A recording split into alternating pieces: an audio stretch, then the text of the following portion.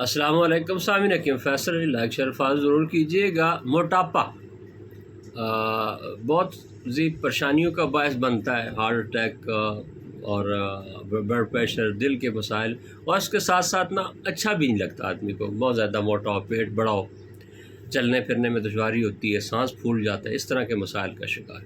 तो इसके लिए बड़े सारे नुस्खे हैं, लोग वर्जिशें भी करते हैं और भी बहुत सारी मुशक्क़त बर्दाश्त करते हैं इसके लिए। तो मैं एक नुस्खा 3 चीज़ों का बताने लगा हूँ, बना के इस्तेमाल करें इंशाअल्लाह सुबह इंशाअल्लाह आपको बहुत ज़्यादा फ़ायदा होगा।